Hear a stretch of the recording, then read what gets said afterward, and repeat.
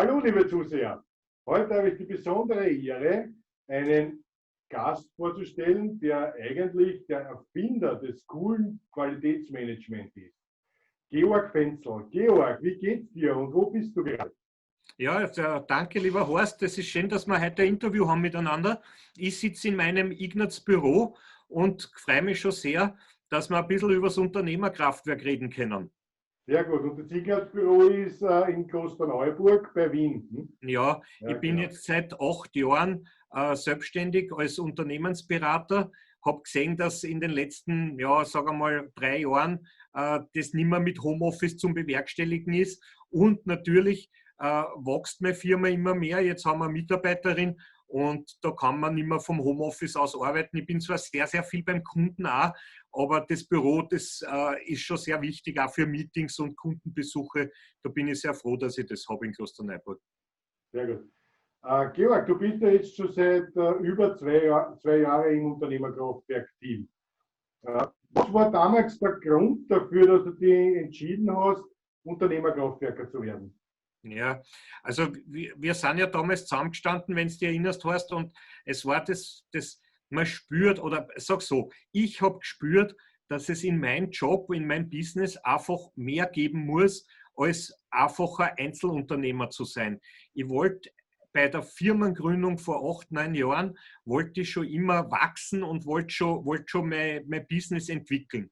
Und irgendwie habe ich gespürt, es geht nicht so richtig. Ich habe Wünsche gehabt, ich habe Ziele gehabt, aber dann bin ich mir immer selber im Weg gestanden und irgendwie ist nichts weitergegangen.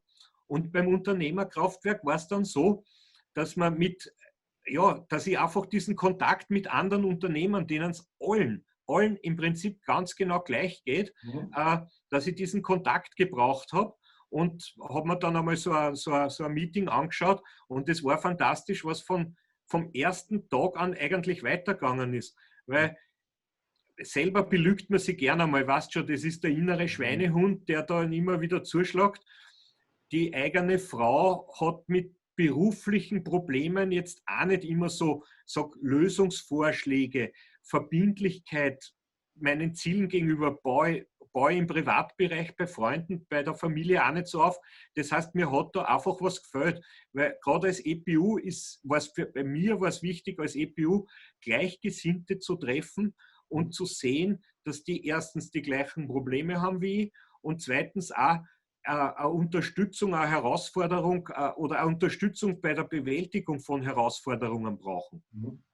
Das heißt, der unternehmerische Austausch hat dann auch zu deiner Weiterentwicklung stark beitragen, wenn ich das richtig verstehe. Nein, ich habe beim Unternehmerkraftwerk überhaupt erst gelernt und gemerkt, was die Unternehmerrolle überhaupt ist. Mhm. Weil als EPU bist du, ich sage einmal, zu 70, 80% einmal Fachkraft. Mhm. Danach denkst du über Management-Tätigkeiten nach. So wie ich war ja früher einmal unselbstständig auch und war da Manager, nicht Eigentümer der Firma, aber Manager. Und dann habe ich halt versucht, so Management-Tools in meiner täglichen Arbeit einzubauen.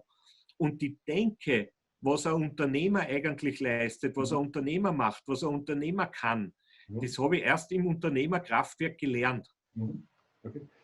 Wie würdest du deine persönliche Entwicklung jetzt in den letzten 2 Jahren beschreiben?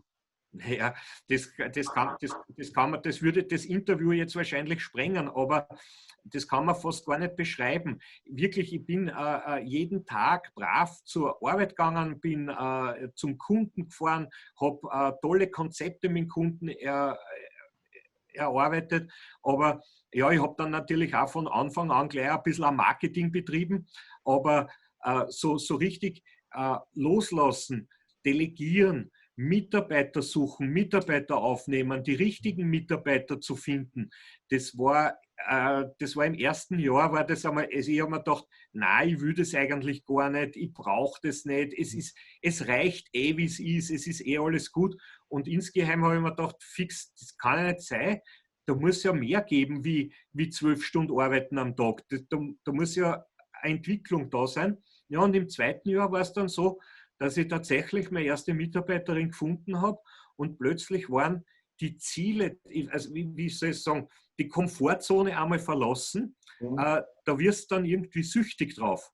Und im zweiten Jahr war es dann so, dass er gesagt, weißt du, die Unternehmerkollegen im Unternehmerkraftwerk, die brauchst du nicht anliegen. Da kannst nicht sagen, ja, das ist eh alles gut und es ist eh alles schön. Die sagen, was ist gut und schön? Du hast uns vor einem halben Jahr erzählt, die und die Ziele hast. Wie weit bist du denn damit? Und auf einmal kommst du drauf, ja, nichts hast du umgesetzt. Nicht? Und dann werden Termine gemacht, dann werden Verbindlichkeiten aufgebaut. Ganz am Anfang haben wir uns sogar so Art, wie soll man sagen, so Strafen auferlegt. Nicht? Wenn du deine Hausübungen nicht machst, dann musst du einen Geldbetrag spenden oder so irgendwas. Nicht? Das hilft am Anfang. Ich meine, das klingt jetzt lustig oder lächerlich. Heute brauchen wir das nicht mehr, weil jetzt bist du so dran und motiviert und du tust weiter. Ja. Aber am Anfang war das sehr wichtig. Okay. Aber diese Verbindlichkeit, ne? Das ist schon ein Faktor. Ja? Absolut. Wo würdest du dich jetzt einschätzen? Wo siehst du deine Situation jetzt und wie lange denkst du, wirst du noch im Kraftwerk brauchen?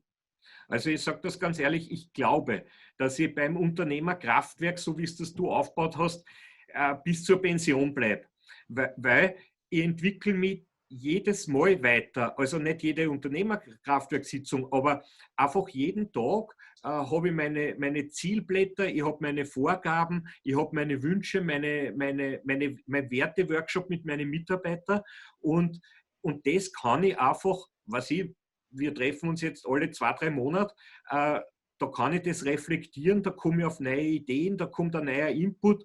Also ich kann mir eigentlich meine unternehmerische Tätigkeit also es muss jetzt vielleicht nicht Unternehmerkraftwerk heißen, aber eine vergleichbare Gruppe, das brauche ich einfach. Das bringt mich weiter, das entwickelt mich täglich, wöchentlich weiter und Unternehmerkraftwerk ist so ein tolles Produkt, da bleibe ich einfach dabei. Also wenn du sagst, wie lange brauche ich es noch, kann ich da gar nicht beantworten. Wahrscheinlich bis ans Ende meiner Tage. Das höre ich natürlich gerne. Gibt es sonst noch irgendwas, was du unseren Zusehern und bzw. Zuseherinnen mitgeben möchtest, Georg? Ja, also was ganz, ganz wichtig ist, es ist das Unternehmerkraftwerk nicht für jeden geeignet. Das ist geeignet für Leute, die was bewegen wollen, die was ändern wollen, die wirklich ihr Business ganz leicht aufs nächste Level heben wollen. Wir haben da einmal über die Mutter aller Fragen diskutiert. Die Mutter aller Fragen ist für mich, willst du das ändern? Willst du was ändern? Oder schau, wenn heute mir ein Unternehmer sagt, na, ich will nicht wachsen, ich will mich nicht entwickeln, es passt alles, es ist gut, ich will nichts ändern, dann ist, wenn er nichts ändern will, ist er falsch am Platz. Aber in dem Moment, wo einer einen Funken hat, wo sagt, da geht mehr, da kann ich mehr für die Gesellschaft tun, da kann ich mehr für meine Mitarbeiter tun und ich kann meine Kunden besser begeistern. In dem Moment, wo einer was ändern will, Mutter aller Fragen, dann muss er die einfach anrufen. Veränderung, das ist das Um und Auf, ja, anders zu arbeiten, als Unternehmer zu arbeiten und die Fachkraftrolle mehr oder weniger in den Hintergrund zu bringen, wenn ich die richtig interpretiere. Nicht? Absolut, genau so ist es. Es gibt so viel, also ich bin ja auch in einem anderen Unternehmernetzwerk aktiv, das ist das BNI und der Gründer, der Ivan Meissner, hat gesagt, träum groß, hab einen großen Plan, glaub an den Plan und dann take action, sagt er, dann fang zum Arbeiten an, dann geh ins Tun. Und das ist halt der Rahmen vom Unternehmerkraftwerk, da kann man sich voll entfalten, das macht Spaß und plötzlich werden Ziele wirklich leicht erreichbar. Das ist das Großartige dran. Das ist eine wunderschöne Botschaft, die du da mitgibst. Georg, ich bedanke mich recht herzlich für das Interview, war total spannend mit dir. Ich wünsche dir alles Gute für die weitere unternehmerische Entwicklung und auch natürlich mit deinem coolen Qualitätsmanagement. Vielen Dank, Georg. Ja. Du, danke, Horst. Ich wünsche dir alles Gute und ich hoffe, dass viele Unternehmer, die das Herz so wie du am rechten Fleck haben, dass dem Unternehmerkraftwerk beitreten, dass wir einfach wachsen und dass wir mehr Erfahrungsaustausch haben. Danke, Horst. Super, danke, Georg.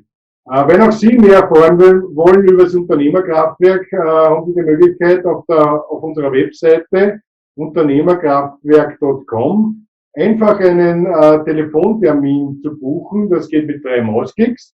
und Sie können Ihre Fragen von mir beantwortet bekommen, beziehungsweise auch eventuelle nächste Schritte gleich mit mir vereinbaren. Vielen Dank für Ihre Zeit, fürs Zuhören. Mein Name ist Horst Hochstöger vom Unternehmerkraftwerk.